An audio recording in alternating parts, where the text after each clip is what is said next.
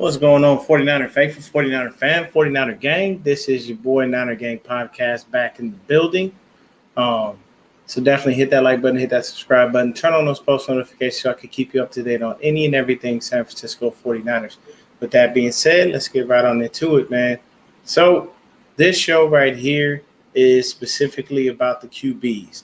And at the suggestion of a really good friend of mine, what's going on, Andy? What's up, 49er Chanel? Breezy in the building, at the suggestion of a great friend of mine, Breezy, as I just mentioned.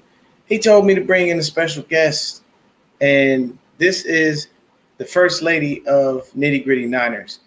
This is a woman who is knowledgeable beyond all kinds of means when it comes to, football and the 49ers as well. She has her own opinion. She speaks, from the heart, and she does it straight, no chasers. So without further ado, let me bring in my special guest. Crystal Peachy B is in the building. What's going on, Peachy? What is going on? Oh man, just another day. Yep. I've been very happy with the fact that I was able to get you on, just based on the fact that it's definitely a bit of a task when it comes down to trying to make sure everybody's schedules line up. What people don't realize is, even though we're content creators, we have lives too. And it's life sometimes to get you, depends on what it is, where it is, and how it is. Yep. So, yeah, man, we've got several quarterbacks here. We have currently 4 quarterbacks on our roster. One we definitely would like to get rid of, which we will definitely get to. One who would love to just take the spotlight, shine, and, continue to be as great as he is, and another who we are comfortable with being a backup, and then another guy who was unfortunately Mr. Irrelevant in this year's draft. But we will touch on all of those people. Let's start with how you feel about the quarterback room. How do you feel about it so far? I am excited about the quarterback room. I feel like that there's, especially like at that backup spot, I feel like that there's quite a bit of competition. Mm-hmm. I don't foresee the 49ers bringing in another quarterback. I feel like that we have enough between Brock Purdy and Trey Lance, Nate Sudfeld. Right. Sudfeld, that we have enough at the backup spot that we should be pretty secure. So for once, I'm actually happy with our quarterback room. And I agree with you on that one. It's nice to have enough quarterbacks to be able to make sure that things don't go wrong. We technically only really carry 3. We right. don't really carry 4, 5, 6, 7. You don't. Because why? You really truthfully hope that you never, ever have to dig that deep into the well to find a quarterback, because you want that quarterback to automatically be taken care of correctly. Mm-hmm. So when it comes down to that, I am always the type of person where I like to, when I bring guests in, I like them to be able to, take the reins on this one. So we're going to start with Brock Purdy. Okay. We'll work our way up towards the situation. So, yeah, Andy, we're all thinking the same thing right here. Let's delete that one, but we'll get there. So Brock Purdy, coming out of college, not a lot of hype. Grant Cohn has given him the whole noodle arm thing just as bad as he's given it to Jimmy. So, we're just trying to figure out what Mr. Purdy is going to bring to the table. What are your thoughts on him? I haven't heard really much of anything that's been either positive or negative. Right. So I think he's kind of straddling in the line, and to be honest with you, I think he's going straight practice squad, but that's just me. Yeah, as far as Brock Purdy goes, I see him being able to compete for, at least to provide the competition. I'm not that familiar with him. I'm about like everyone else. I felt like when you select a quarterback at Mr. Irrelevant, that you're basically just selected a quarterback because you realize how many quarterbacks you have, and like, you know what, that I feel like with him, he probably will wind up on the practice squad unless he surprises in training camp and something just pops up that nobody's seen. Like I said, I don't have that much knowledge about him. I know Breezy has a little bit, but I didn't really follow him, so I didn't really know too much about him. I know who he is, and the noodle arm thing, I absolutely agree with that. He definitely does. He's not gonna wow anybody with anything that he does. That's for sure. He's and I have to agree with that. I mean, I did a little bit of research into him, and there's nothing overly spectacular about the guy that's gonna make you go, oh man, we got this dude. Oh, whew, we are in the clear. I mean, to be honest with you, when I see Brock Purdy, I'm not gonna lie to you. I see practice squad. It is what it is. There's not really much else you can do with that. I like the kid. He's probably a nice kid. Nothing wrong with him, but it's practice squad and probably where you wind up. I don't see him cracking the roster in any way, and he hasn't done anything that's gonna make me feel like, oh snap, Trey Lance is in trouble right now. Not even close. Like, no. Yeah. So we'll move on to another guy. Okay. Mr. Nate Sudfeld. He is our incumbent backup, and Sudfeld's been around in the league for a little bit. He's been here for a little while, but you're not really looking for him to take the starting reins. And honestly, if something were to happen to Trey Lance, I feel confident that he could hold it down for a game or two. I wouldn't anticipate him to have to start the full season, just strictly due to the fact that, it's just not an ideal situation. You never want your backup to be your starter because if that's the case, then obviously something wrong with your actual starter, and no one wants any of that. As we've seen the past couple of years, the reason that he who shall not be named as of yet is, on the chopping block is because he couldn't stay healthy. So it is what it is. But how do you feel about Mr. Sudfeld? I feel a lot better about him than Brock Purdy. That's for sure. It's definitely more positive things. I actually still remember Nate in Philly because my son is an Eagles fan. So I do remember that. And when Nate was out there, for Philly, like when he was out there, he wasn't too bad, which I can see why Kyle, decided to make the move to bring him in anyway. If he had to go out there and, went for a game or two, just like you said, it wouldn't be the end of the world because hopefully a game or two would not make or break, our season. So it wouldn't be one of those things as long. But as far as the whole season, no, there's definitely not the quarterback that I would put out there for the whole entire season. If something happened and we had to go with him for a long time, I'm sure the 49ers would look elsewhere to find a quarterback. They would bring somebody else in. Definitely so. Yeah.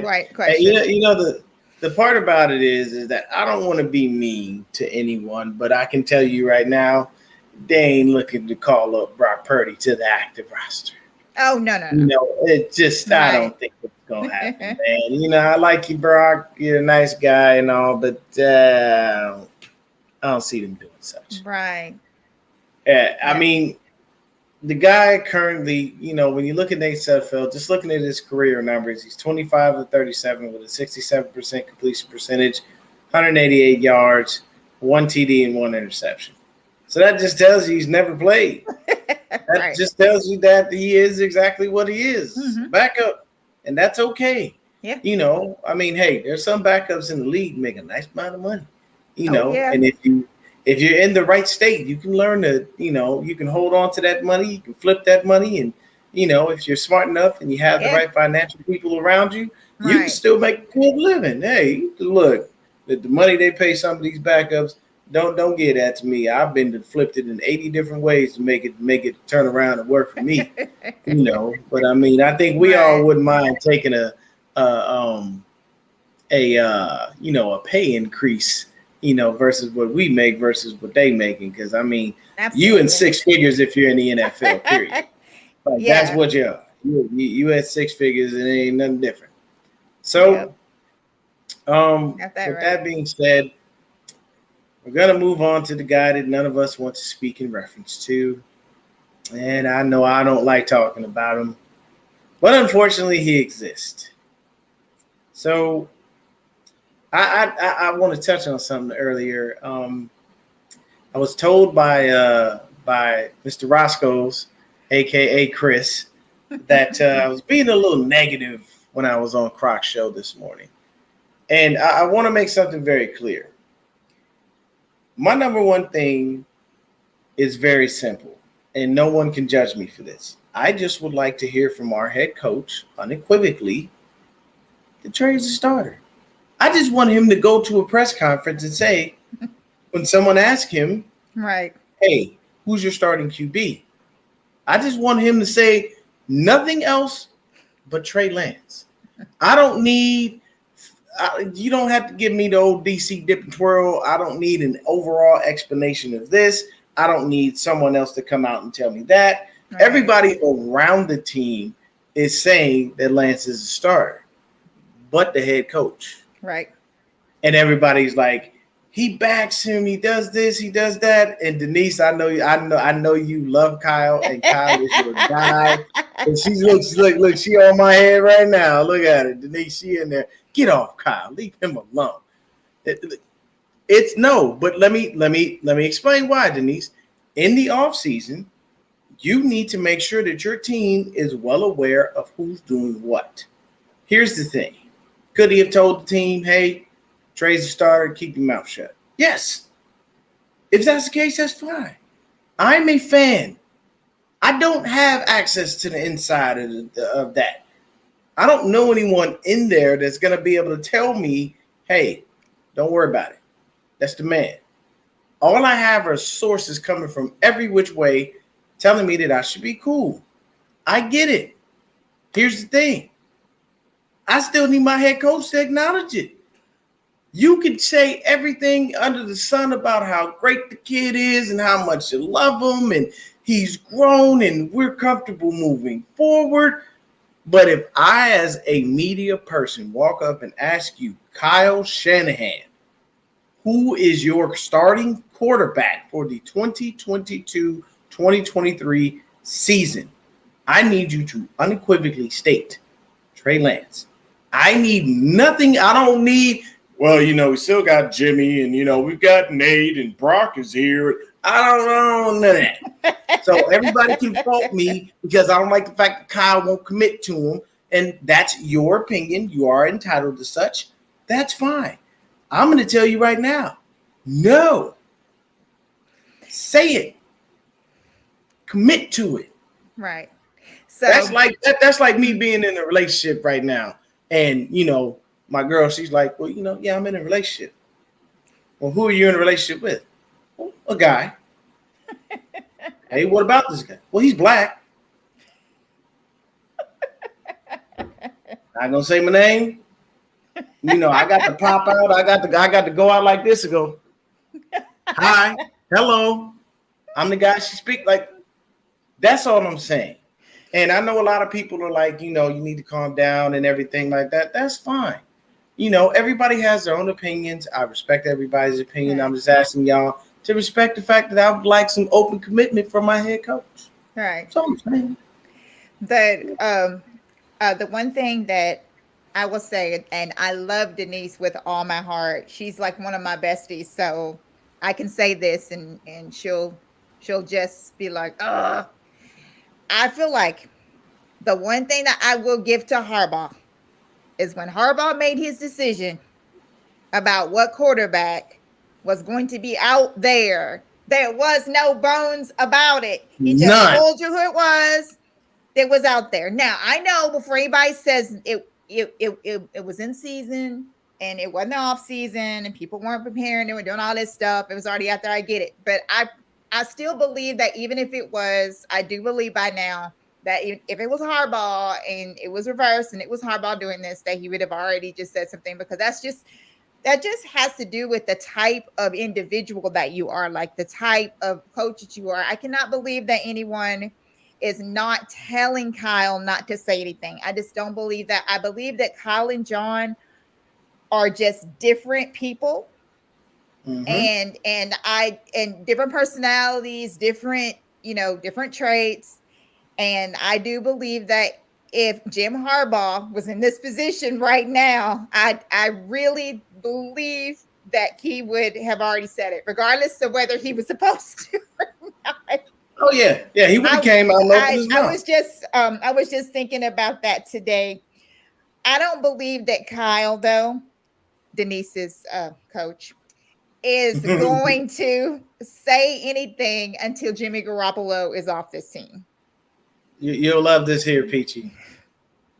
Oh, goodness. Oh, thank you. Thank you, Tommy. I appreciate that.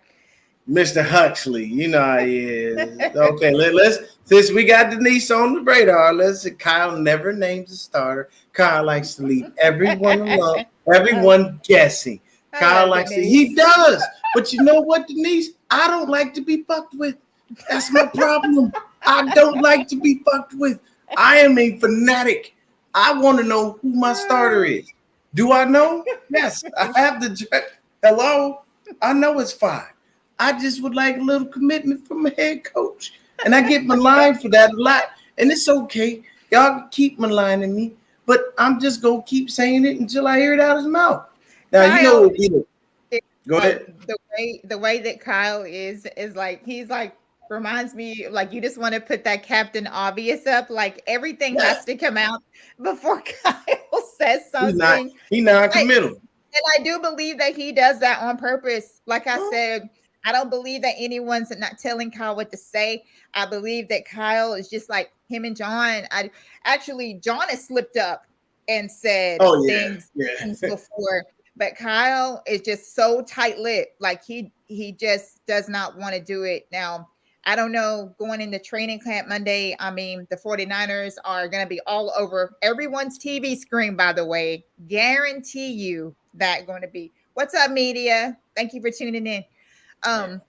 But it's going to be one of those things where it's just going to be front and center.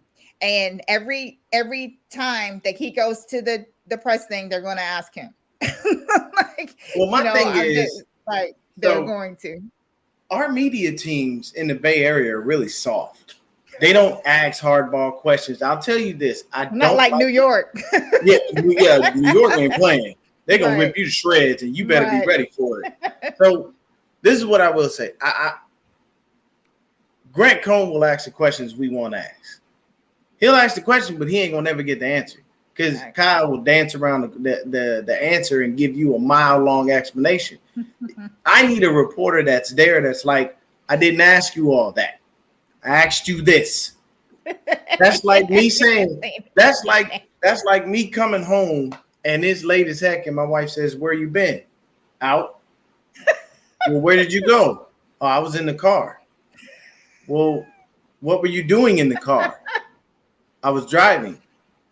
To where? Like, you can't play like that. That's the thing. He gives you what he wants you to have. And I respect it to an extent because yes, you keep people guessing, but at the end of the day, nobody's buying the bullshit you're selling. Everyone knows Trey Lance is a starter, and everyone knows you're trying to get rid of Jimmy Garoppolo. You've been actively trying to get rid of Jimmy Garoppolo for the past several years.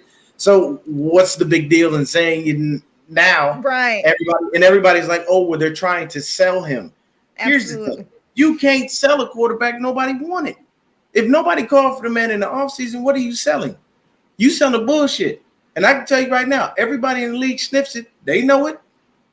You're selling me a quarterback that can't stay healthy, that is a part of wins, and doesn't take responsibility at the podium. That's what you're selling me. Right. And at the end of the day, you don't need to sell me shit. Just tell me the truth. Like, I'm one of those people, if I want something and I need to dig deep into it, I'll tell you that. But if I just want something, just give it to me. Right. When I go to the store and I shop for clothes, I know what I want. I'm going to go in there and get it. I'm not in there for 45 minutes, an hour. I need to try this on. This doesn't fit. That no, I know my shirts are now in XL because it got a little dad bod popping off. I don't give a shit. It is what it is. I'm working on it. You know what I'm saying? And I know, my pants. I know my pants size. And I just go and get what I want. That's all you do. But us women, like whenever our man you gonna asks love us, this.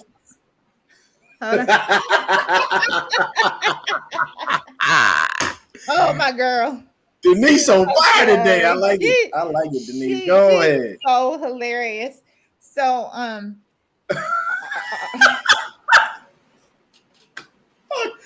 Tommy over here on some shit. oh my Lord. goodness. Oh, this gonna be a fun one. Oh Lord. So my thing is like women, like flipping that, like whenever our men ask us, where we been, we tell them, like where we been to. Baby, where you been? I've been calling you and answer your phone. Well, I had to go to this store and then I had to do this and they didn't have this because it was out and whatever. So then you try to explain it and they're like, oh, okay, well, I didn't ask all that. I just wanted to get right. But you're safe. You're here. All right, never mind. But we're detailed, with our answers so that there's no problem because woman's been out for a long time. Like, okay. So then it's like they want to know, but then they don't want to know. Because that's how all you men are like that. It's like you ask a question, but then when the women try to tell you everything you want to know, you're like, oh, I didn't ask all that. All that's not necessary. I didn't ask for you to, give me an essay, whatever. But then whenever, the woman decides to be cut off about it and cold and just like the men are, just cut everything off and leave it, then the guys are like, where was she? You didn't really talk about nothing. So it happens like that. But like I said, it all comes down to personality because I still believe that Kyle knows exactly what he's doing. And he just likes to play games because I think that he gets a kick out of playing games. I think that it's fun because, hell, he said that whenever he drafted Trey, whenever he was asked, that he just let the media run with whatever that he already knew. Yeah, he let him run with the whole Mac Jones bit. Yeah, he let him run with all of it. He said, oh, this worked out better than I thought it would. So he just was able to keep it in there because everybody's opposite. So, and see, the other thing. The other thing for me is, and this is where I'll end that portion of it because we do have to jump into somebody none of us like to really talk about, but either way we have to because he's still here. You gave Jimmy that respect. You did. Sorry. You told us Jimmy's a starter. It's going to take a hell of a lot for Trey to come in and beat him out. That's right. That's what you told us. That's what he said. So you gave Jimmy that respect. Somebody tell me why I should. Why am I wrong for demanding that same respect for Trey Lance? Preach it. Oh my goodness. Why am I wrong for asking for that same respect? Facts. He's here. Yeah. Yep. You drafted him. Absolutely. This is your guy. Back him up. That's all. Absolutely. And I'll leave it at that. And if anybody is looking at me and they still feel like I'm wrong for that, then oh well. No. But that is absolutely true because when, and what makes it even worse is I'll take it back further than that. When we first traded. That's right, Andy.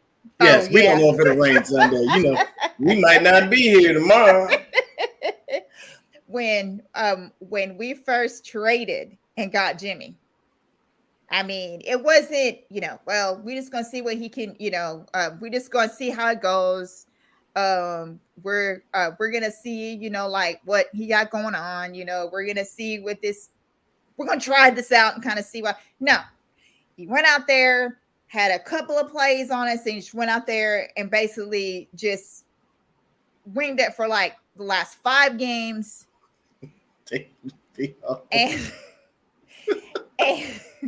And then the next year, bam, he gets like a big ass contract. And I do believe what you said is absolutely how I feel. Why is Trey like? Why is this different for Trey? Because when we got Jimmy, we didn't. I mean, when Jimmy was in New England, we didn't see Jimmy play that much. We know that he was behind Tom Brady, but we didn't see Jimmy play that much. Just like we didn't see Trey play that much. Because see, Dion, this is what I hate. This is why I'm glad that I'm on here talking about these quarterbacks, because I told Breezy that I was gonna let loose tonight. He said, "Oh God." And he the one who told me. He was like, "Hey, have you done one on the quarterbacks yet?" I was like, "No." He was like, "Peachy is the person. She need to be on here for the quarterbacks." I was like, "Say less. I'll talk to her, and when we get the opportunity, we will make it happen, and it's here." So I have, believe me, I've got a ridiculous list on number 10 that I got to go into. It just I feel like that even though there's a lot of people that are standing up for Trey, I don't believe that enough people are standing up for him for the right reason. Besides him just being, this, all this talent that they know that he has, all that's well and good. That's well and good. I've been to turn serious for like 2 seconds here. All that talent's well and good. The unknown is great because you just don't know what he can be. Is he going to be the next Pat Mahomes or Josh Allen? Is he going to be? I understand that. But there's one main reason why that people need to stand up for Trey. They need to stand up for Trey because Trey is in a situation unlike a lot of other quarterbacks have never really been in before. You have this wholesome, besides the sugar thing, he's still wholesome. Jimmy's really wholesome. You have this wholesome white quarterback, I'm gonna say it, that is like apple pie. And he's coming into a situation, a good looking, the whole 9 yards, just like is, perfection in a lot of people's eyes. And you have to come in and beat, not only do you have to come in and beat that out so that you can have, what I'm saying, so that you can take the reins, but you also have to come in and try to fit into this kind of mold, because you are a young Black quarterback that your last year you only played the one game or whatever. You set your rookie season basically except for a few games, and you've heard so many things about how you're a bust because you didn't play, you didn't do all this and whatever. And now on social media, now you actually have people that are pitting Jimmy Garoppolo and Trey Lance against each other because one's white and one's Black. And why are the 49ers wanting to move on? And people want to know like why I got mad on Twitter like the other day. That's why I got mad. I don't get mad if you are a Jimmy stan or whatever you are, and you're gonna and you, even if you just like him because he's just so gorgeous, and that I don't care about that. What I care about is when you sit up here and you're like, are the 49ers really going to go back to that again? And that's where I draw the line at that. And I feel like that a lot of us who I know for a fact, because I know a lot of people in this chat, I know a lot of people all over Twitter, need to really think about that. And they really need to really search their heart and think about, are you standing up for this guy for one of those reasons? Because he needs a lot of support, because there's a lot of people that are pitting against him, and he hasn't even like taken over this team yet as a leader, and it's really bad. And these are things that people don't like to talk about. They like, try to push them under the rug and kind of have step and see. I'm just not that way. I don't care how many followers I lose, because I always say as many followers as I lose is the more that I gain. When you have that follow thing on Twitter, when you have followers, I always gain more followers when I lose. I don't care about none of that. But I do care about speaking out for something that is the truth.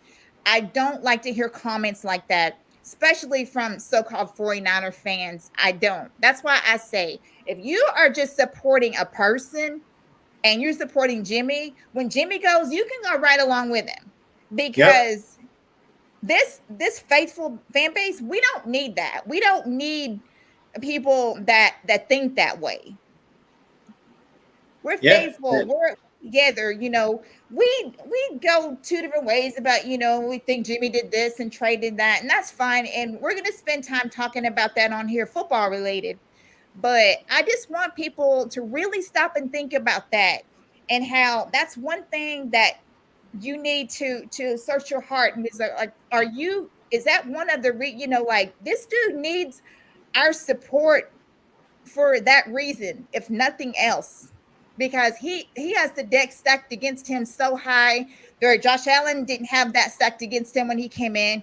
Hell, even Pat Mahomes didn't even have that stacked against him that bad. It's just this stigma with the 49ers for some reason, and black quarterbacks, like Yep. actually being there, that they just can't be on this in, to achieve the same stratosphere as, Montana and Young and all these things, like this. Everybody forgets what Cap did for the 49ers and how he actually led this team to the Super Bowl. Like, he literally led this team there with what he did and how he performed in the playoffs and how amazing that he did in the playoffs. Cap shined his best in the playoffs, as a matter of fact. And I just had to get that off my chest, because it's just been eating at me to say it. And I just been seeing some horrendous things on Twitter. And I've had to unfollow a few 49er fans today. I have a couple Mm-hmm. more that I'm going to unfollow as well, because there's no place for that. And I'm not stupid. I'm almost 50. I know what coded words are. So you don't have to come out and actually say it to be saying it. Cooking Smoke Sports, what's happening with you? So I'm gonna piggyback off of your comments. On my channel, I'll cover anything. I cover things that people don't want to. I will talk about things that people don't want to. When the when the black head coach situation came about, I was one of the first people to jump right on top of that and talk about it. Because see, the thing is people don't want to talk about these situations because they're uncomfortable. Here's the facts and here's the reality of it. You still have to have these conversations to be able to find a happy medium. In the period point blank, if you look at the history of the NFL, quarterback is a white position. It just is. This is a fact, people. Look back through the annals of time and tell me when you saw that many black quarterbacks. You didn't. It wasn't until the 80s, the 90s, the 2000s, and so on and so forth, where you started to see the emergence of the black quarterback. Period. You cannot tell me I'm wrong, because if you do, I need you to show me where I'm incorrect. Okay? Think about it like this. Doug Williams was the first black quarterback to win the Super Bowl, playing for the Skins.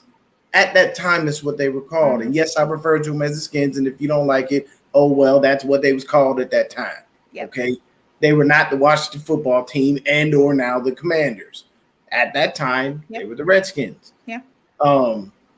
So the thing is you start seeing Doug Williams. You start seeing Warren Moon, Randall Cunningham, Mike Vick, Dante Culpepper, Donovan McNabb, Colin Kaepernick, Russell Wilson.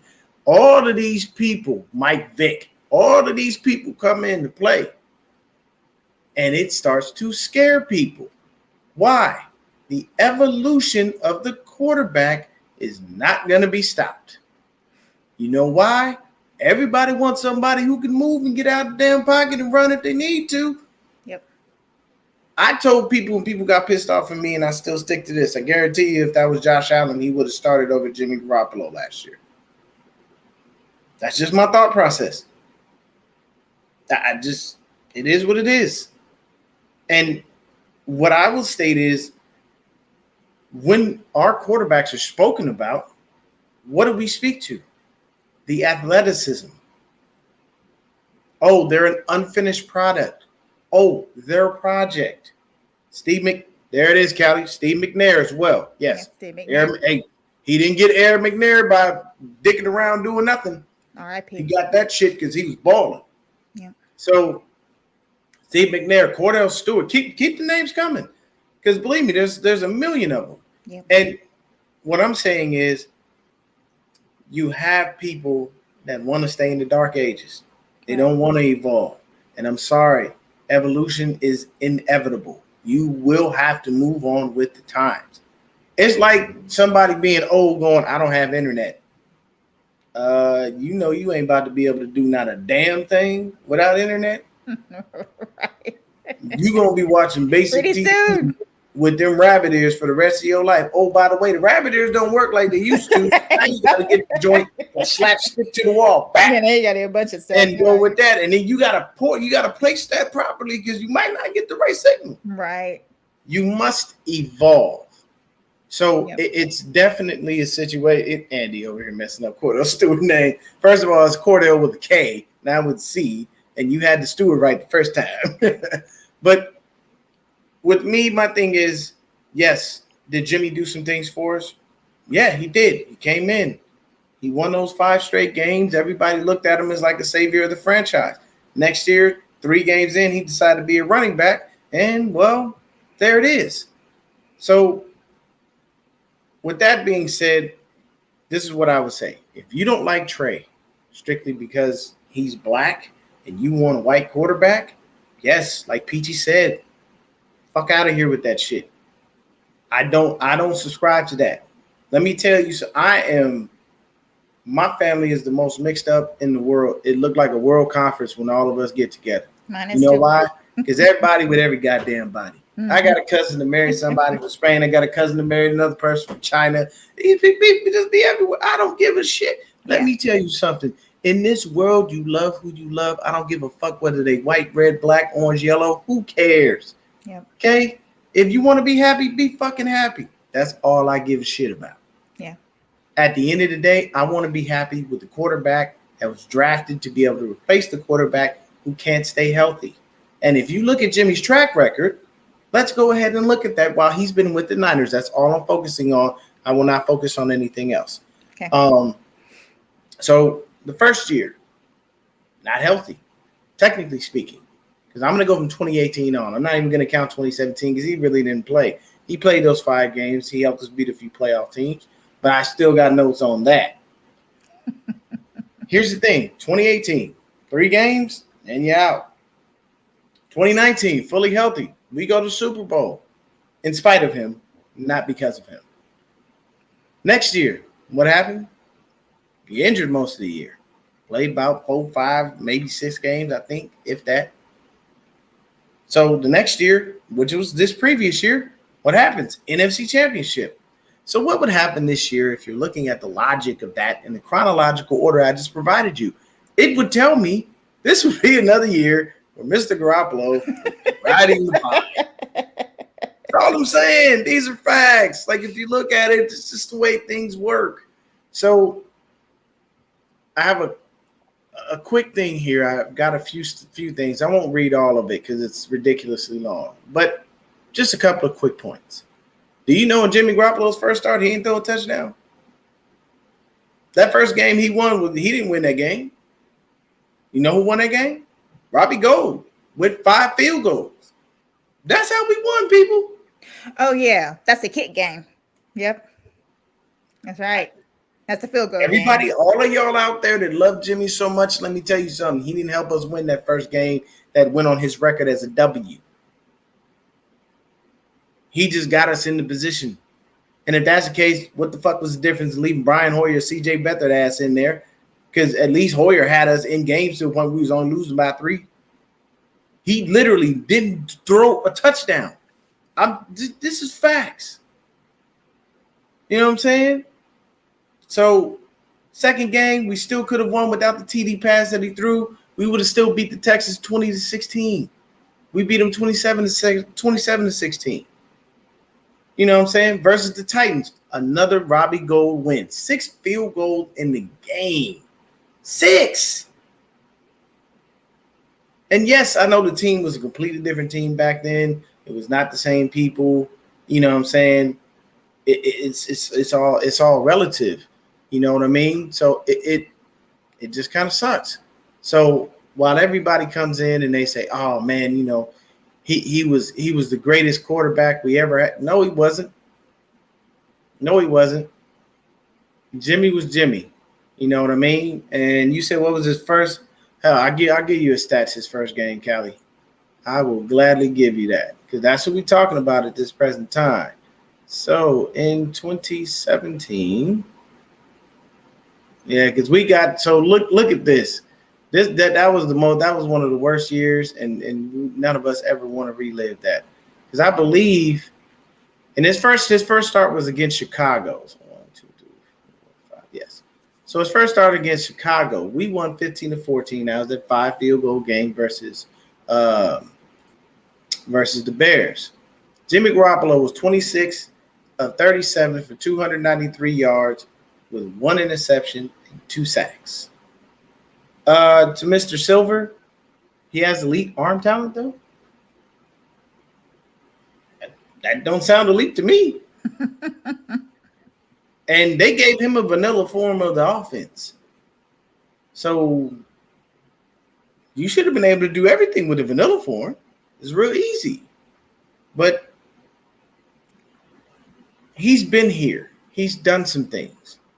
Has he been the greatest? No. Has he been the worst? No.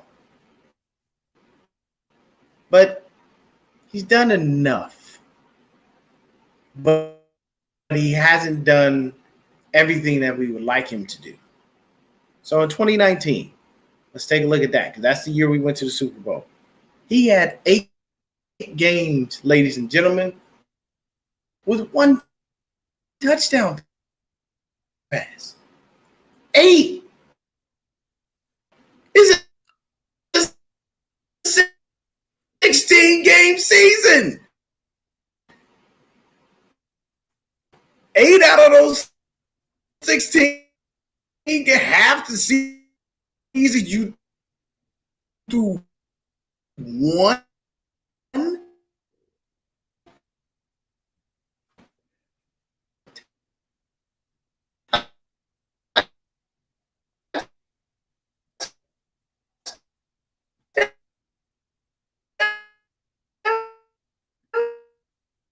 think you're breaking up a little bit, Dion.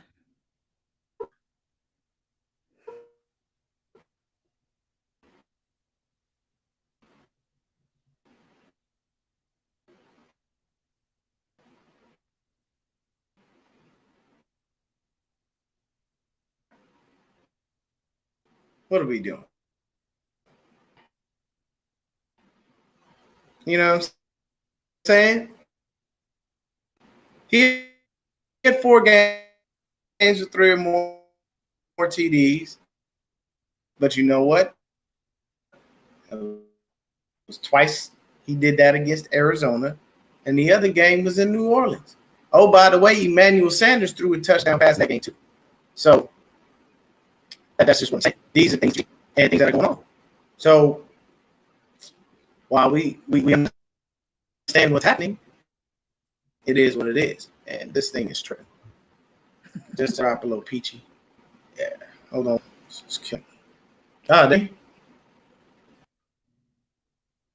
Oh, okay. So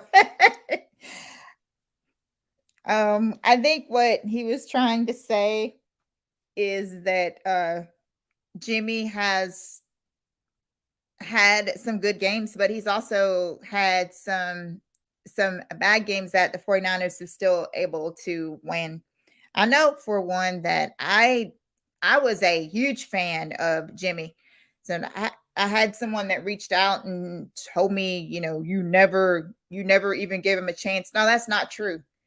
Like I have said on Nitty Gritty, and I know all you guys watch Nitty Gritty Niners. I said that I was disappointed in Jimmy, and because I was a huge fan of his when he first got here. I was a huge fan of his in 2019. I just am a realist, and I realized that some of these games, starting with the first game in Tampa and Pittsburgh won, which what the Pittsburgh one, was that the one where he threw 5 picks? Or was it three picks in that Steelers game? I believe so. Yes. And so those are games that you look at and It you was realize how 3. right 3 It was 3. right that you went in spite of him. So that's the only thing that that we're talking about in what we say. Nobody hates this dude. I just am a realist, and I'm an avid football watcher. Like, I'm an NFL football watcher, and I watch like all NFL teams. I watch all 32 teams. I watch what they do, and I just feel like that a lot of times that Jimmy gets way more credit than he should, and that's what aggravates me so bad. If you have a bad game, you have a bad game, regardless of whether the 49ers win or not. Yeah, I'm trying my best to get this right, Peachy. My bad. No, that's fine. You're good. Laptop just doing the most. There we go. A lot better. People probably can see me better anyway. All right. Are we good? A lot more crisp. Okay, nice. Yes. Looks a lot better. This thing tripping, man. I was like, oh, Lord, why is it acting stupid today? Doing But good. it's just, there's certain things about him that, you know, you look at and you go, man, I don't know about this. You know, and if you look at it, so Gold versus the Titans, Robbie Gold, you know, win with 6 field goals. We did need Jimmy's TD to win, but had Gold not kicked those field goals, we have no chance. 19 points on his own. And this is back in 2017. Versus the Jags, he had 2 TDs, 1 interception, but we needed the run game to provide 3 TDs. You know what I'm saying? It's just different things that you see throughout his performances that wind up putting you in a bind as it pertains to whether you can truthfully care about what he does. Because there's just too many things where you see it. Back to 2019, 7 games, under 200 yards passing. And that's elite arm talent? Come on now. We made a hell of a run in 2019. But the elite arm talent is based off of Jimmy Garoppolo? How? He didn't do anything. So, for me personally, I feel like, hey, you've got to get it together and you got to be better than giving us these moments where we're disappointed. As 49er fans, y'all can't tell me that y'all didn't see that when you watched the game with Jimmy Garoppolo as a starter, you weren't holding your breath for that interception. You knew it was coming. You just didn't know when. Right. And you just hoped it wasn't the time to screw the game off. And there were lots of times where he did it. I remember going to Varsity Tavern out here in Arizona, because that's where a lot of 49er fans meet. If, you know, you're not watching games at home and whatnot. Let me tell you this. I argued with so many people that were Jimmy fans when he would throw an interception and the other team would score, because they would try to say that it wasn't his fault. And I would think to myself, let me ask a question. Let me ask this to anyone out there watching. If you throw an interception as QB and the opposing team takes advantage of that and they score, how is that not your fault? You threw the interception to get them the ball back. They scored off of your turnover. That's like playing basketball, getting the ball stolen, somebody goes on the other end of the court and dunk. That's not your fault. You let them rip the ball. You exposed yourself in some way to allow that person to get the best of you. They took advantage of you, and they went down and scored 2 points for their team because you failed. Biggest thing I don't like with him is what? You don't never take no responsibility. He get right up at that podium. Yeah, you know, it's a tough team loss. You know, yeah, it's a tough one. I'd like to have it back, but you know, I wouldn't do anything different. He had the nerve to say that when he walked up to the podium after that Titans game and he threw that dumbass interception where George Kittle was covered. He had the nerve to say that. Oh, yeah, you know, I wouldn't have done anything different. You threw an interception and you wouldn't change anything? Was it a teachable moment? Because the only thing that Jimmy does that's consistent after every interception is yell the word fuck as loud as he can.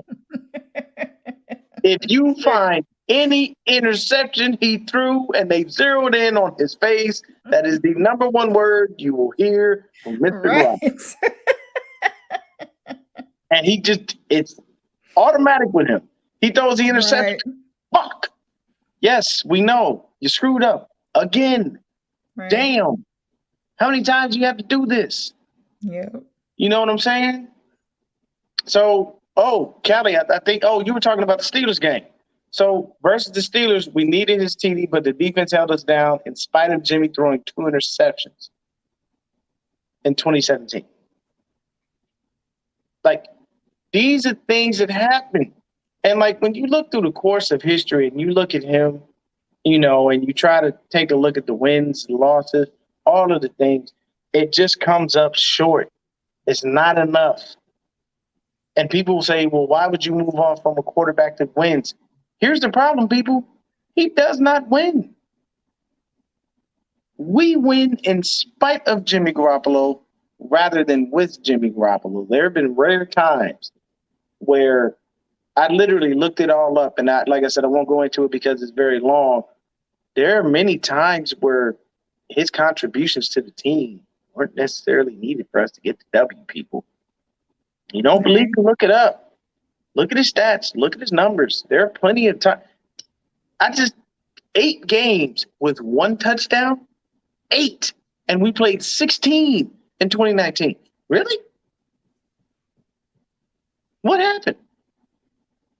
You know what I'm saying? Like that to me gives me a headache, and I get frustrated looking at it, and it sucks, man. It sucks. And I mean, in the only 2 healthy seasons that he had, the man threw 27 and 20 touchdowns. Ain't nothing elite about that. Right. That's basic. Anybody can do that. You just got to have a good enough offensive line in front of you and know where to put the ball. 20 and 27? That's your max? Sounds a little mediocre to me. You know what I'm saying? I mean, playoff stats. Some of the worst you've ever seen in your life. I don't think there's ever been a quarterback that had worse playoffs, that has as bad a playoff stats as Jimmy Garoppolo does. You know what I'm saying? And when people look at it, you have to listen to it. You got to understand it. So let me see if I can find where I had it. So here it is. Jimmy has some of the worst playoff stats ever from a QB. 80 out of 32 with a 80 out of 132 with a 60.6 completion percentage, 3 TDs, 6 interceptions. For a guy with a 4-2 record in the playoffs, makes you wonder how he got those dubs with a record with stats like that.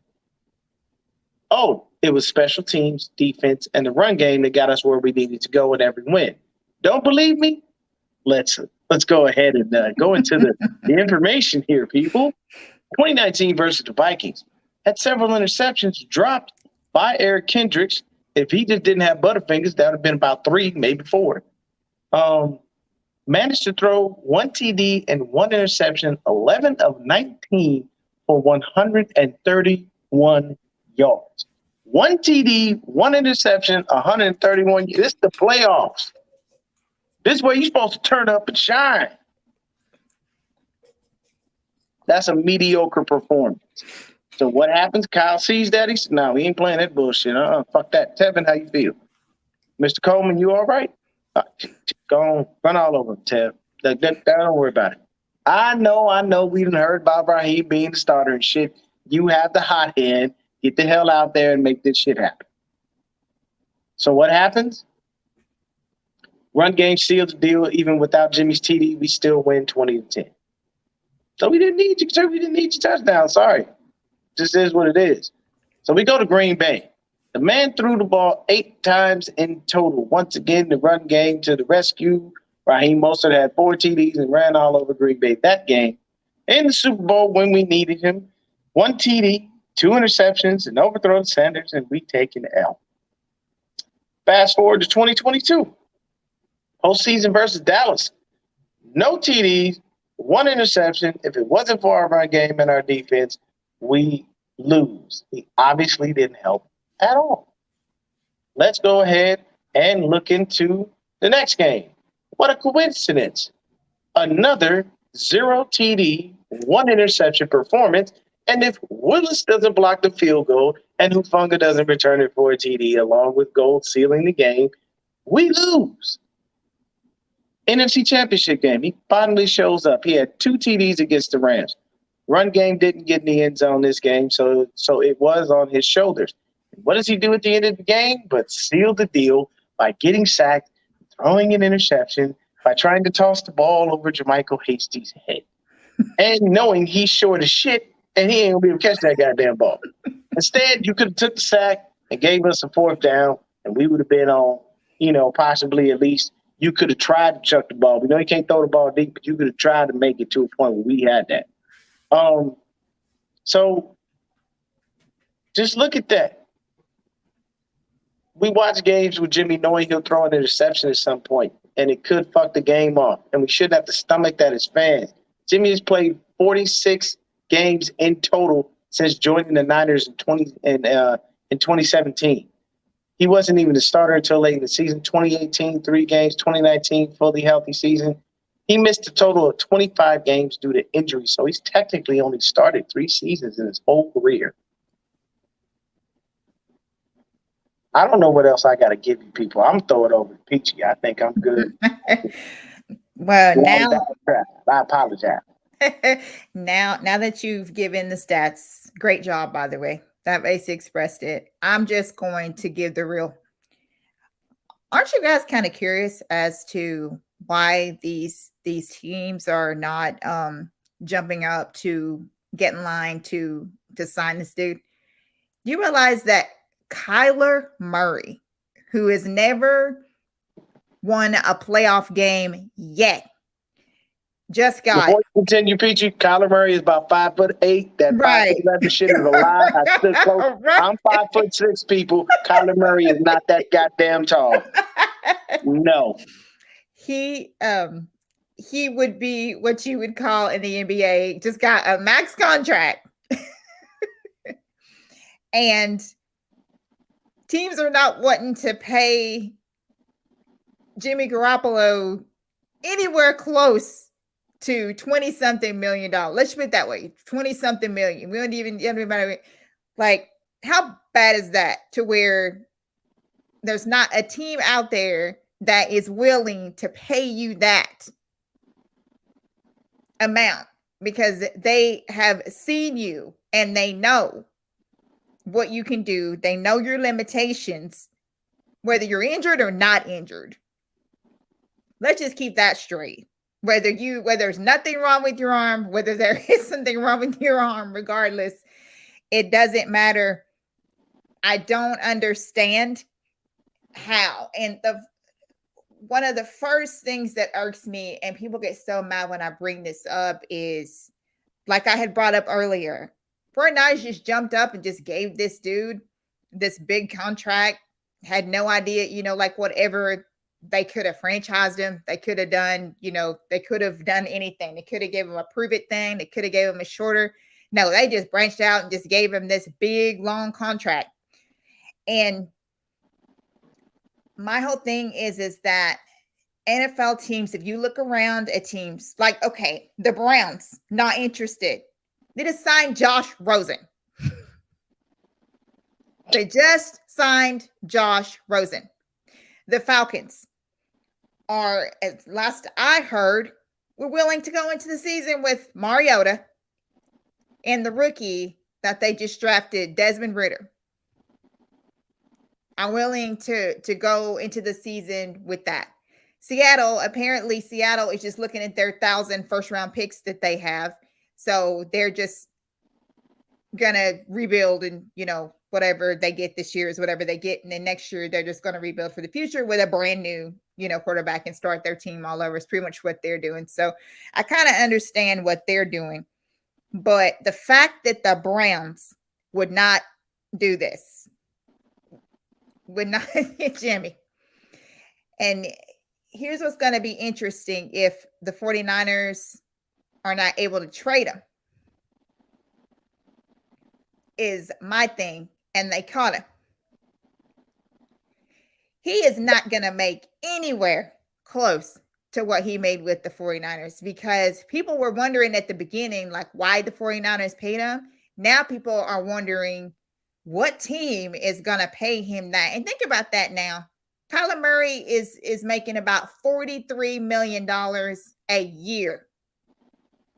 And people are wary about paying Jimmy 20 something million. And I have all these people that are ready to fight me. And if they could meet me in public, they, like in person and all this stuff, what they think that they would want to do and all this stuff, because of what I have to say.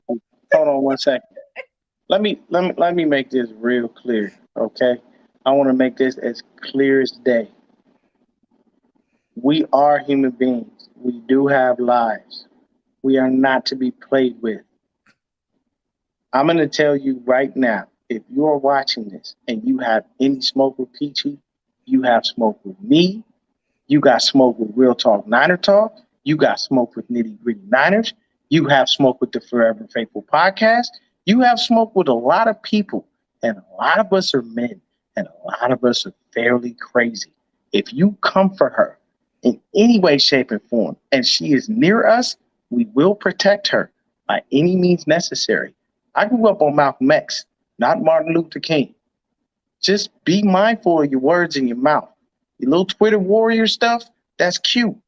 But let me tell you something. Don't ever get in person around all of us and think that you're going to punk somebody or say something crazy or do something to someone.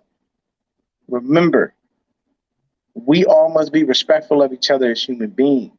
And if you're coming at her like that, then you're coming at all of us. And we'll come right back at you.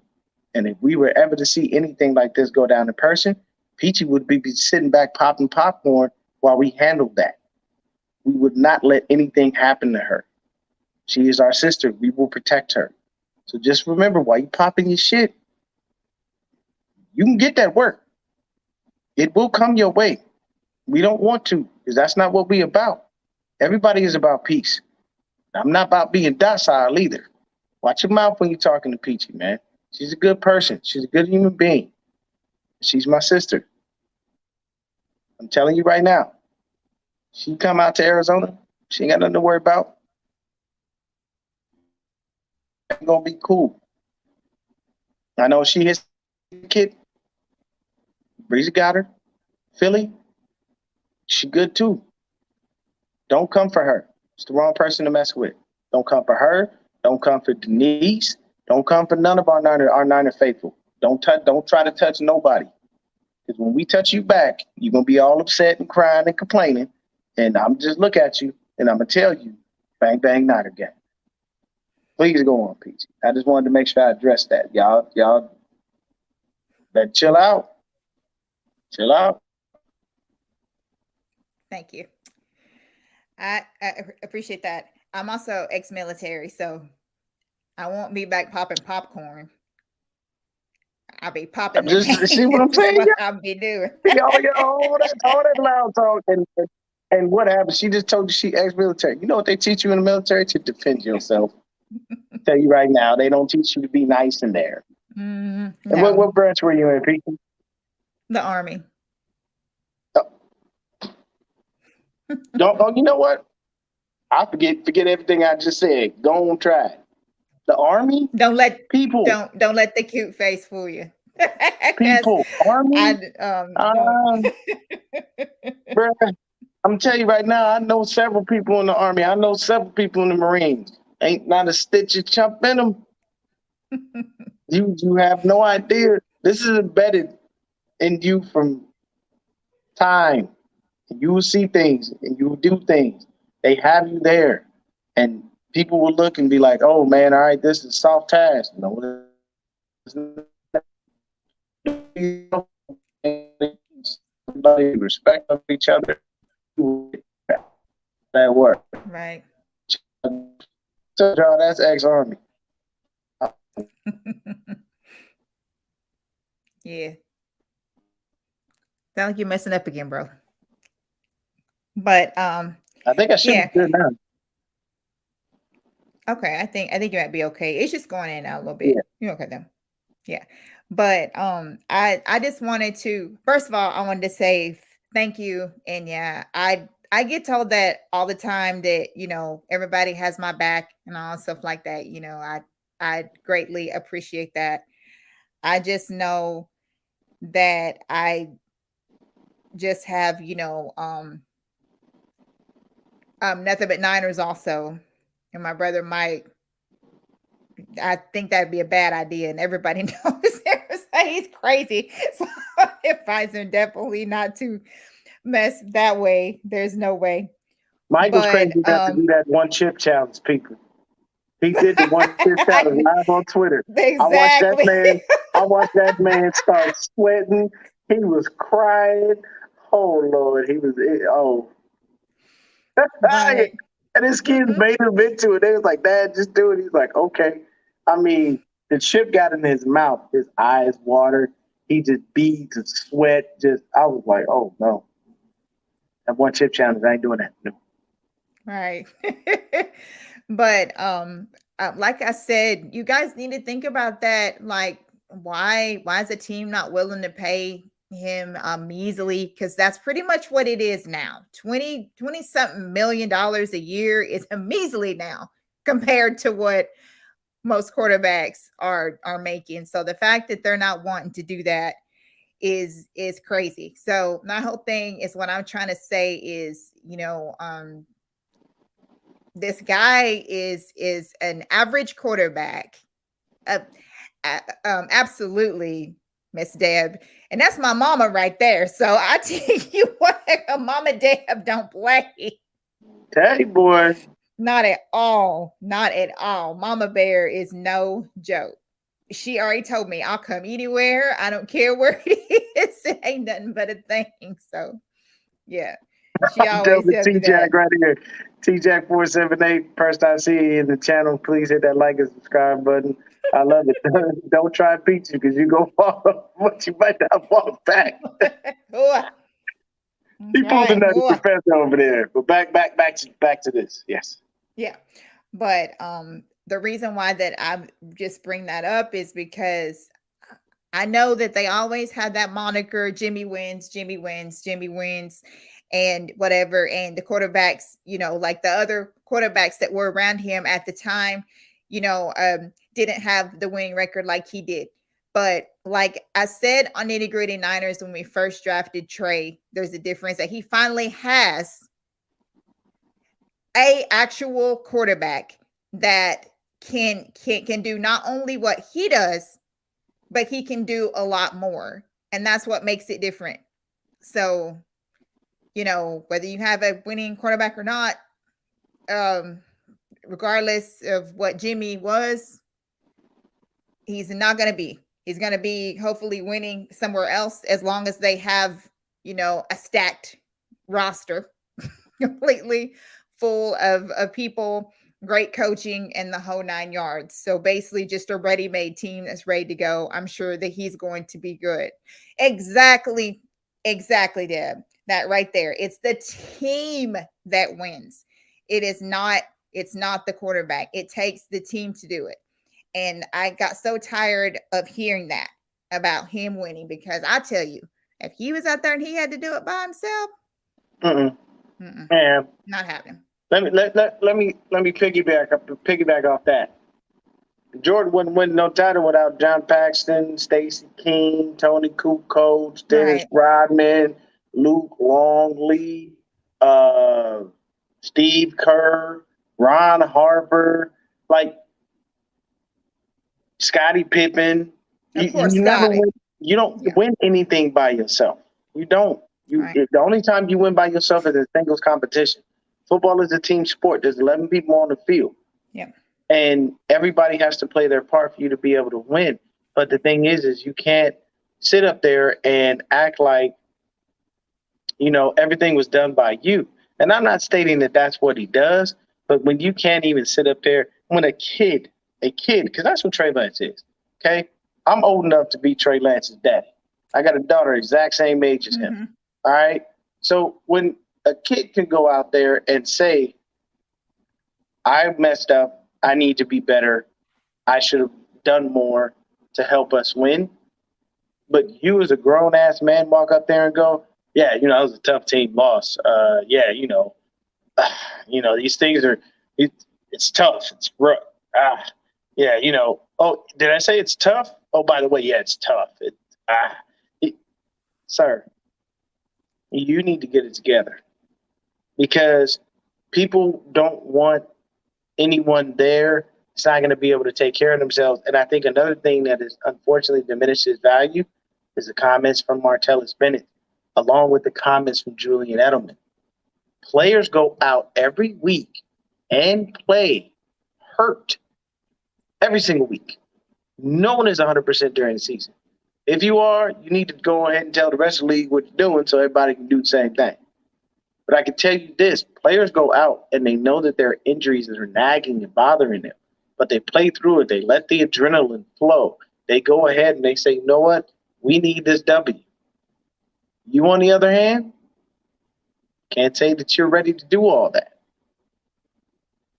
And those are some pretty damning comments. And that sucks because it diminishes his value. At the end of the day, this is what I would say to cap this off. And if you have more to say on it, Peachy, by all means, he's got to be traded or cut. That's all I want. I don't want him on this roster week one. Don't start wasting money on him per the season. Because what you're doing is what you could have done in the offseason. Because a lot of people have said, hey, you've got to go ahead and, some people are saying, well, maybe people want you to take on part of his salary. No. If that was the case, I could have just went ahead and cut his ass and took that $7.5 million hit and been done with it. Yep. No, I don't want to take on the salary. So I'm trying to get him the fuck out of here. I got two people to pay, Debo and Bosa. So for me, he's got to be traded. He's got to be cut. He cannot be on the roster week one. You cannot have him in training camp. If you put him there, you're driving a rift between the team, and it's not good for morale, and it's not good for the people that are there.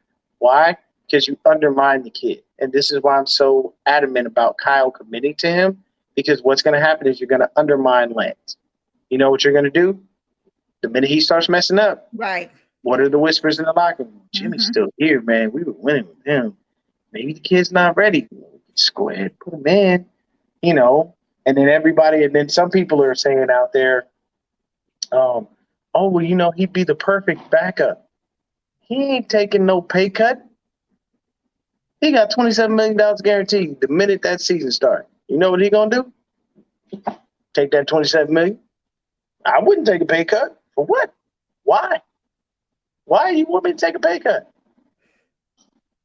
You want me to be his backup? Oh, so I trained my replacement. Now you want me to sit behind my replacement and take less money while I'm doing it? I wouldn't be surprised if Jimmy Garoppolo told him straight up, y'all can kiss my ass. I ain't taking a pay cut. Shit. I'm going to sit on this bitch, get my $27 million, and not worry about a damn thing.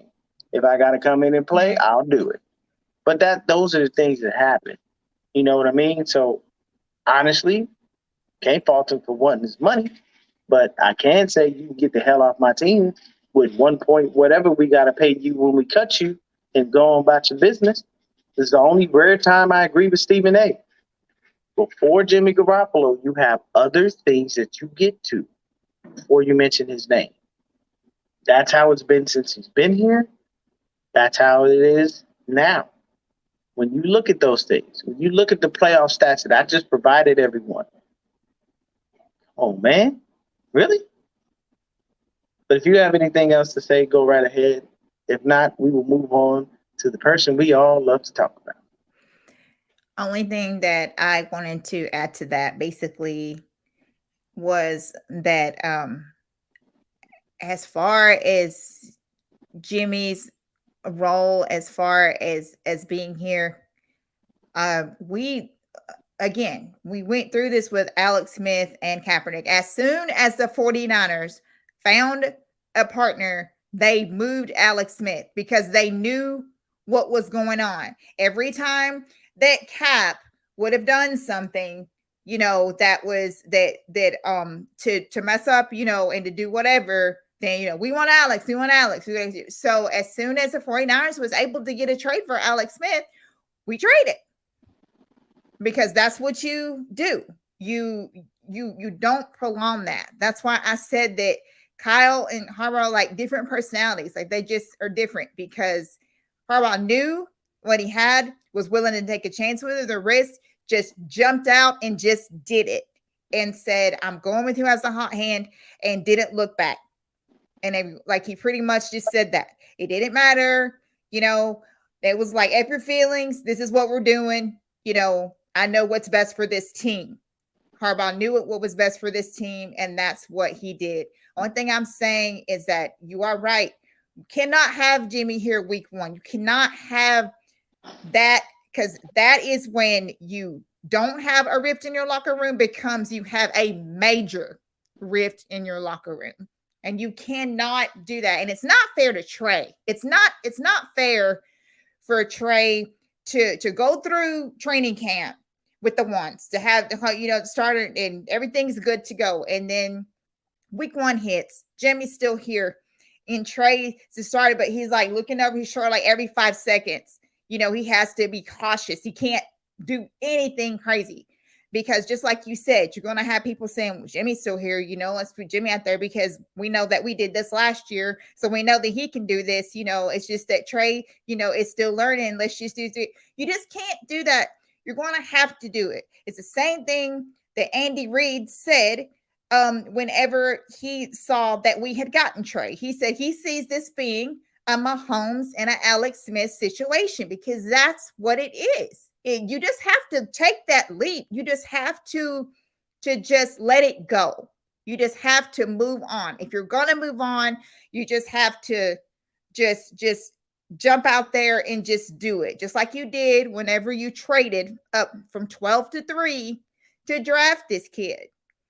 You have to put your faith, you have to put your trust in him. He needs support. And it's really crazy how to think that there would even be a scenario where Jimmy would even be here part of this team week 1, because Jimmy don't want to be no damn backup. He don't want to do that. Not at all. He's too arrogant to be a backup. The last time he wants to be a backup is when he was Tom Brady's backup. Like, that dude had no intentions of it ever being anybody's backup ever again. And that would just cause so many issues. So he just can't be here week 1. And like you said, 49ers have either got to find a trade partner or just cut their losses and cut them. Because to me, like I was telling Breezy a couple of days ago, I was telling them, I said, the 49ers, like, I know that the 49ers want value. They want to trade somewhere so they can get something back. I understand that. But sometimes the value is in what you were able to get out of him while he was on your team. And we did go to a Super Bowl. We did go to an NFC Championship game with this dude. And sometimes you just have to think about that, about what, while he was our quarterback, what we were able to do.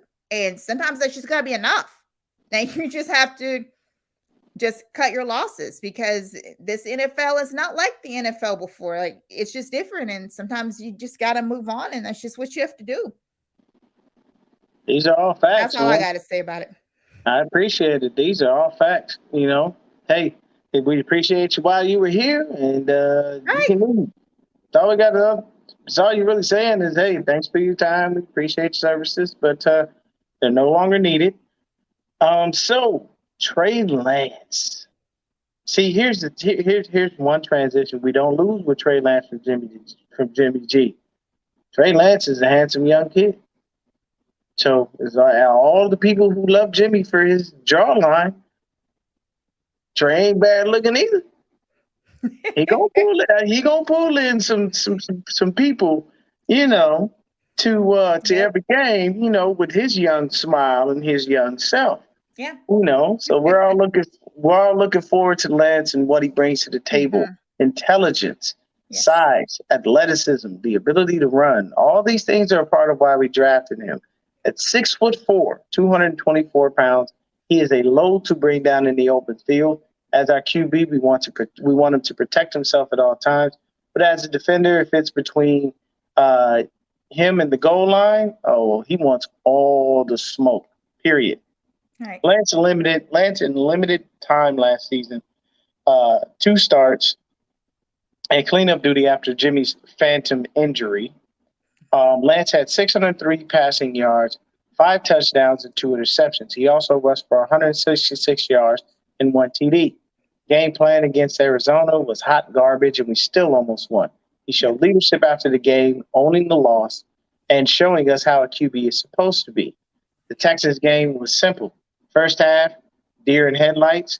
Second half, all good. Learned from the mistakes and helped us win the game.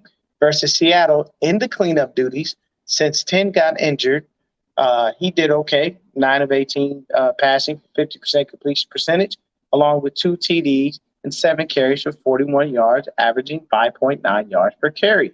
When we gave 10 5 chances in that game, and he squandered all opportunities, these are the things that happen. So we all know the BS media said about the kid, but his teammates back him, the Bay Area media backs him, and most of the fans do. So I won't even touch on that.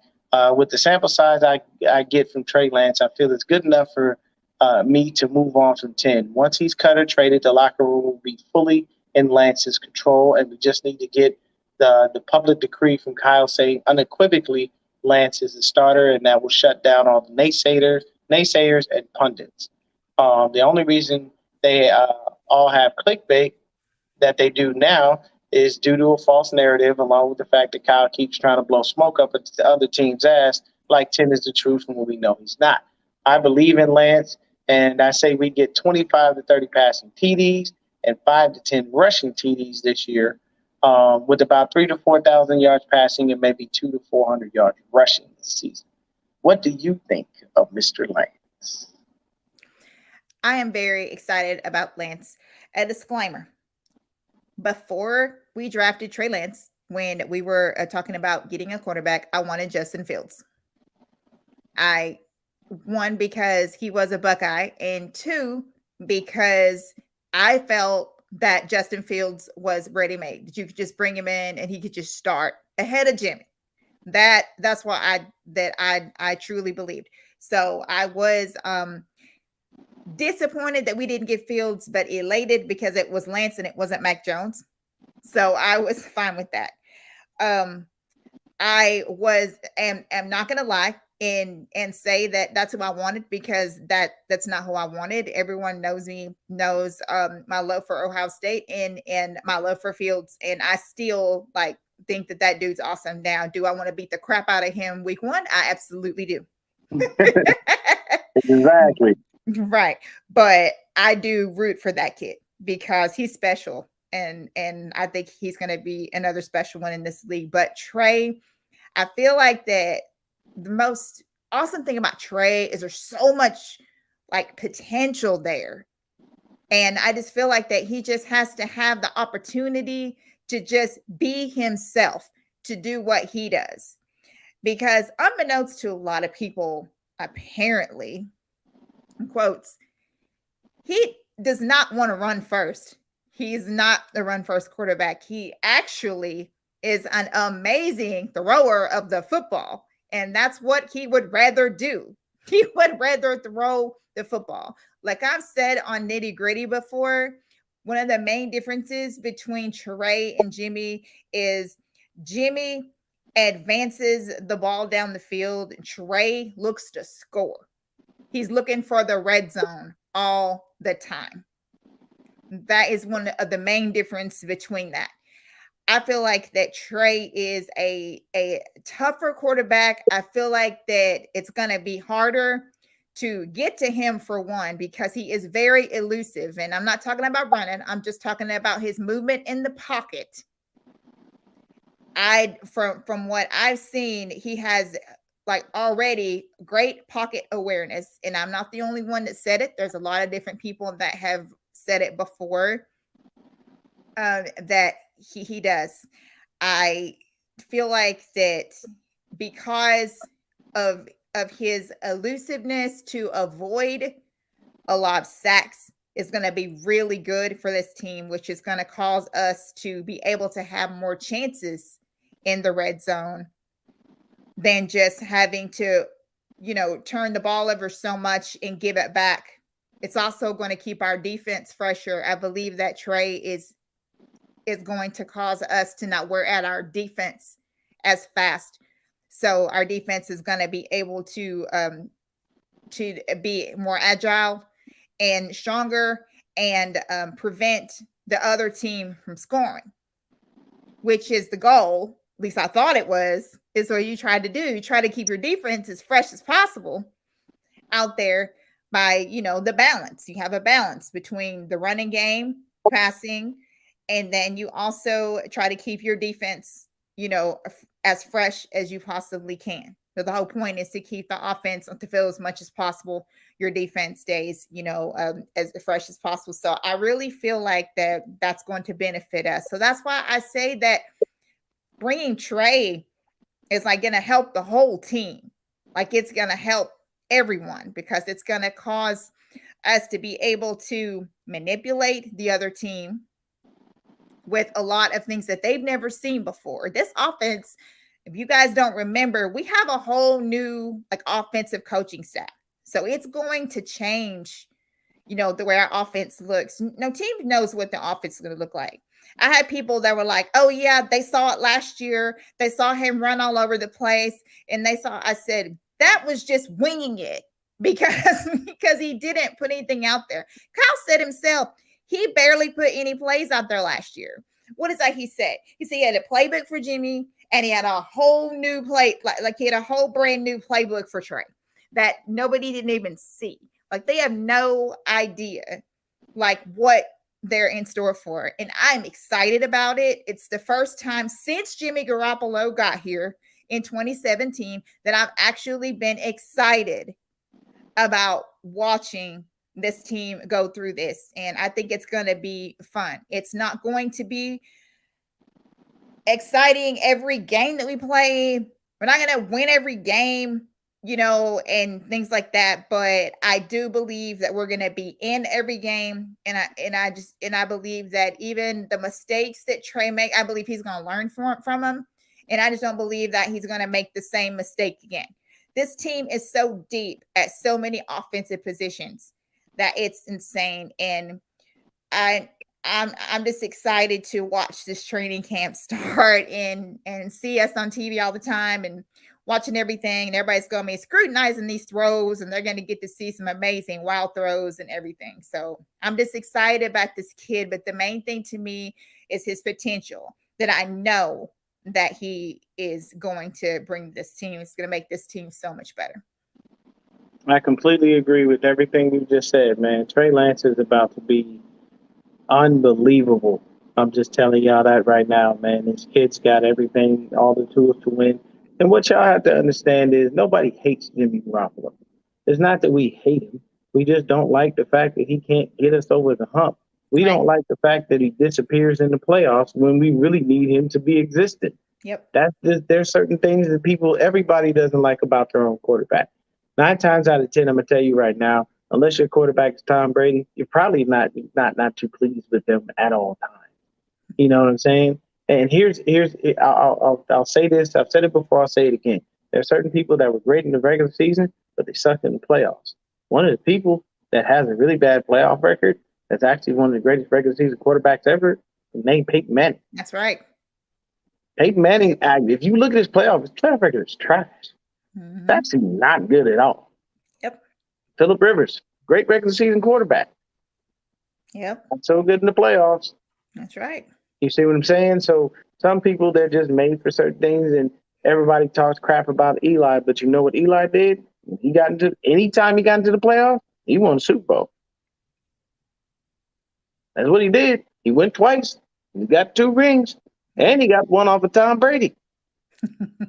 So I'm just saying, You know, like when you look at it, you want a quarterback that's going to be there for you all year round, season in, season out, playoff in, playoff out, and you want them to be able to hold up and not fold during the pressure. I gave you Right. the stats from this man in the playoffs. That's terrible, terrible. You know, in the words of Chuck, that's terrible. It's terrible. So we all understand that Trey Lance is the guy.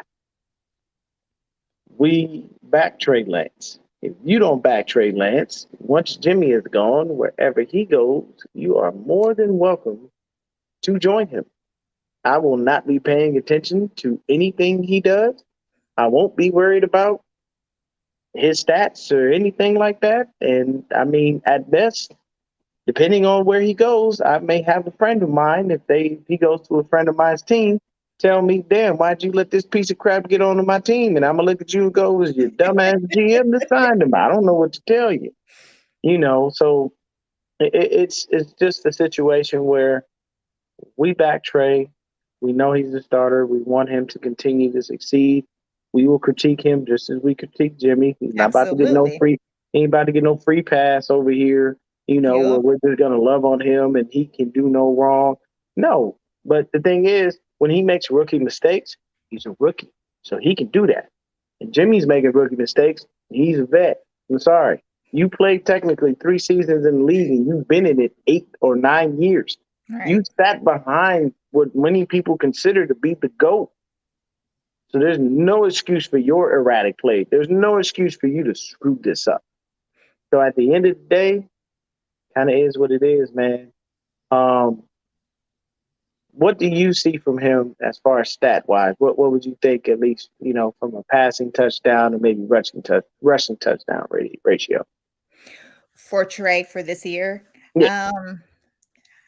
I had said that I actually see Trey around 4,000 Mm. passing.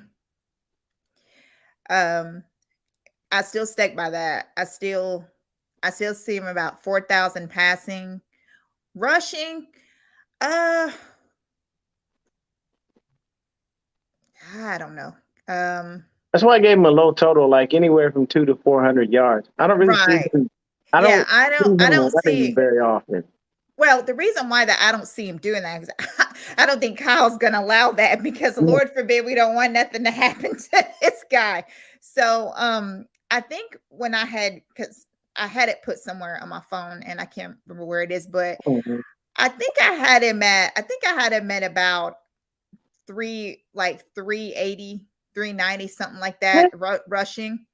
That's where I had him at.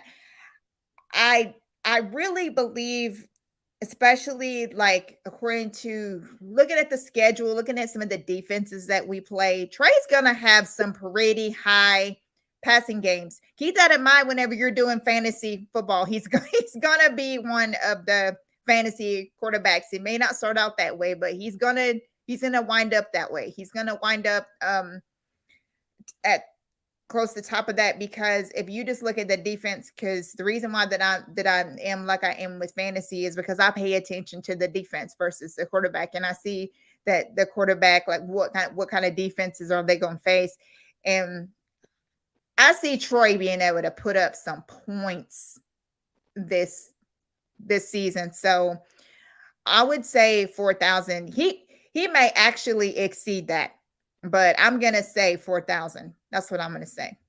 That's awesome. And I'm looking at it right now. See, this is the thing.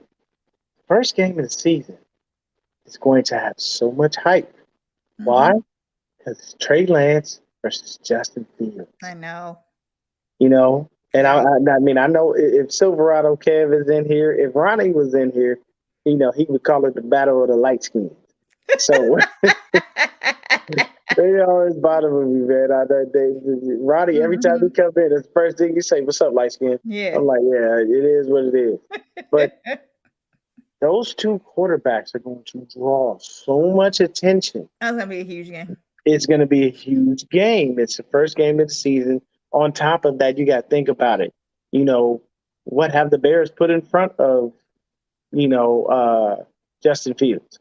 Is he going to have an O-line? Is he going to continue to be running for his life? Because I'm going to tell you right now, I'm looking at, and tell me if you think a little different real quick. I'm looking at the 4 starters on our offensive line to be, I'm going to say it's either Ebukam or Hyder. And the only reason that I state that is because they have, they know the defense well. I like Drake Jackson, but I think he will be brought along. I think he will be a Right. starter later Right. I in the think he year, will too, not gradually. right Yeah. away. I And understand. Yep. I think it's going to be either Ebukam or Hyder on one side. Then it's going to be Armstead, Kinlaw, and Bosa. And the collapsing of those edges is going to push you right up the gut. And if you can get past Bosa and Armstead, you can get past Armstead and Kinlaw, because Kinlaw's a monster, and Armstead got them long ass arms. You think about it, you're going to have a lot to deal with because you still got to get past Fred, still got to get past Dre, you got to get past Aziz. Right. So with those dudes being there, it just further it's going to be scary, man. Yeah. And the thing about it is when you go up against competition like that, that's iron sharpens iron. Because even Trent Williams has said, Nick Bosa got me a few times.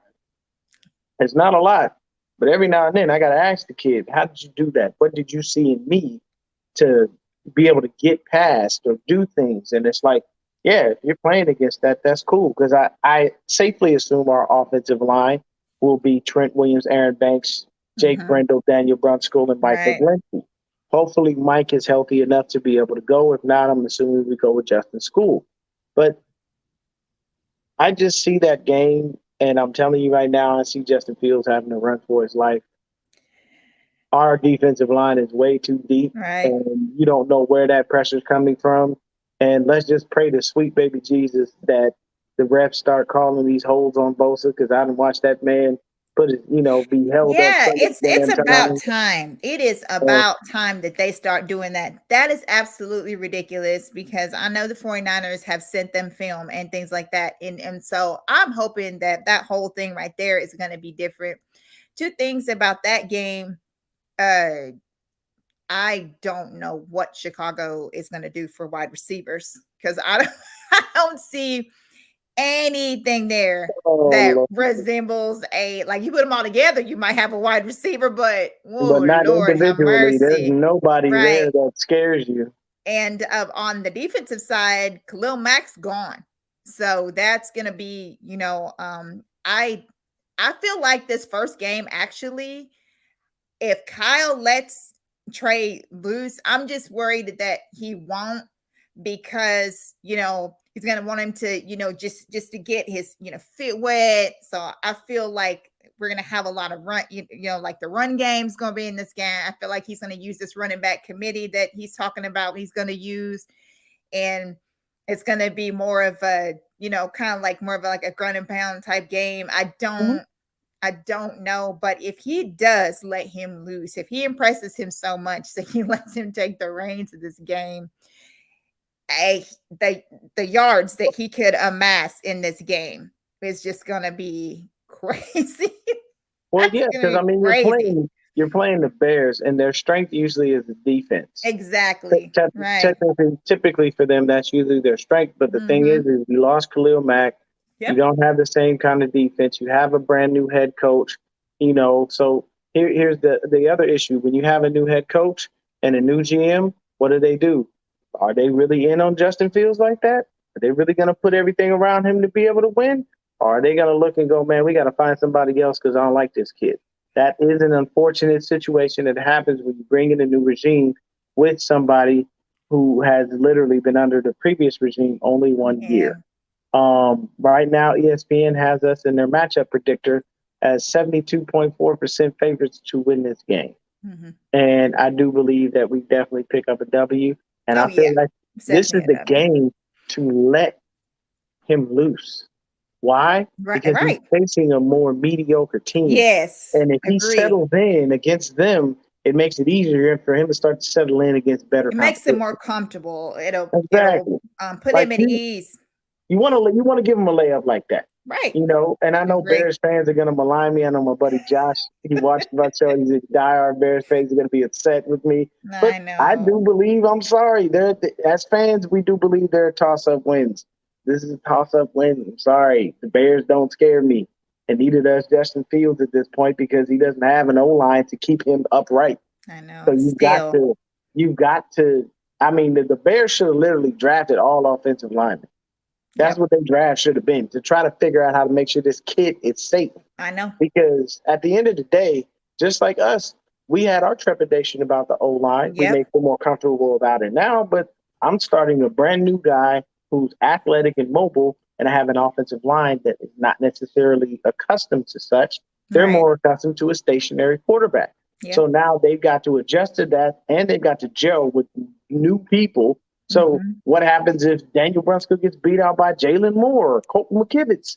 Now you've got new, like, it's all these things come into play. But easy dub for us on this one. I don't see us losing this game at all. Adam Rank, I don't know why you went and became a homer and said that we would lose to the Bears. I really think that was a homer type thing. I know just to be different. Yeah, I mean, I'm saying 12-5 or 13-4 for the season. I don't see us losing too many games. We have, a schedule that's going to permit us to play some tough teams, but I feel that we have a favorable matchup. I'd rather lose some trap games and beat the harder teams, because those little weak teams that we actually lose games to, like when we lost to the Falcons a couple years ago, right? At the end of the day, we're not worried about them. You know why? Because they're still going to the playoffs. They're not going to be anywhere near around it. So, good point. That's just me. But I appreciate you coming on, Peachy. Absolutely. We covered these QBs. We'll definitely do this again. We'll do some things throughout the season. Tell everybody where they can find you, Peachy.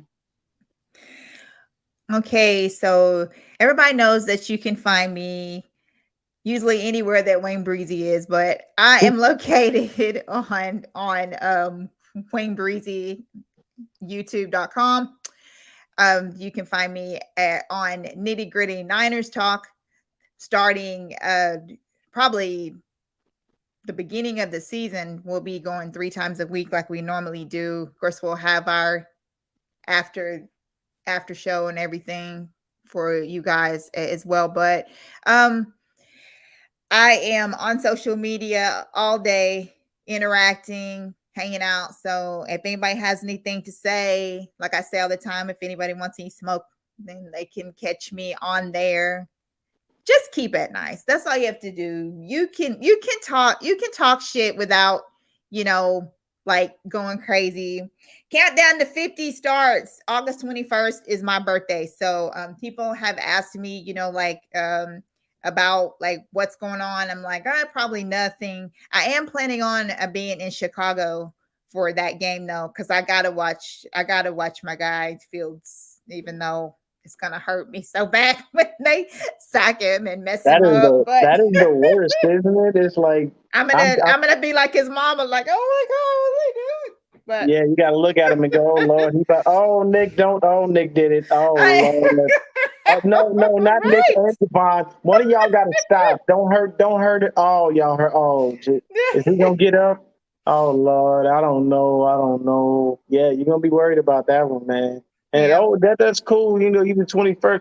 Man, look, that's another August birthday, and y'all killed me in August because my mom is the 26th. Mm-hmm. My daughter is the 24th, and my grandmother is the 17th. Yeah. So, yeah, that Virgo season is definitely right around the corner in there. Leos and Virgos. Just jumped into Leo right now, but yeah, they believe me, the Virgos. Yeah, Leos and Virgos, I tell you. But looking forward to meeting a lot of you on the road. I'm planning on coming to a few games. Wayne Breezy will probably be at all the 49er Rush games, because he partners with Chapman on that. So they'll probably be at those. I'm going to be at a couple of. So anybody who lives in the South that's going to the ATL game, I will be there front and center. So you guys want to hook up, hang out and stuff, I'll be down there for a couple of days in the A. So because I'm only an hour and a half away from there. So if you guys want to hang out, but I'm also planning on coming to the Tampa game because I've never seen Brady live. So I'm going to go watch that game. Hopefully Brady will be playing in that game. the 49er home game, Tampa. So I plan on going. I'm not going to Mexico City. I just don't trust it down there. Some crazy stuff down there and stuff. And see, that breaks I my mean, heart because I started to make it a point to go to the game when they come here and play the Cardinals. And then they right. stole my damn game and sent it to Mexico. Yes. So now I ain't got no game to go to. City. But I'm gonna make up for it because my mom told me she wanted to go to a game. She's a Saints fan. Okay.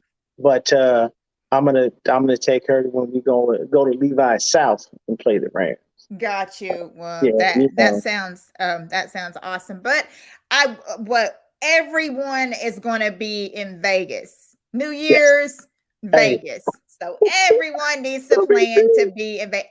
Everyone's going to be in Vegas. Everybody I talk to is talking about, oh, I'm definitely going to that Vegas game. So we definitely are looking forward to hanging out in Vegas for a couple of days. Yeah, because the thing long is, holiday. I'm not going to go to that game because they're outrageously priced. That ticket is crazy. They are, yeah. But the thing is I'm gonna go out there either way, still have a good time. Take the wife and have a good time. She knows how I am when it comes to the games and stuff. She don't be worried about none of that. So we'll go out there. And then Terrence said he's got something hooked up. So I'm definitely probably gonna be hanging with him. While the actual game goes on.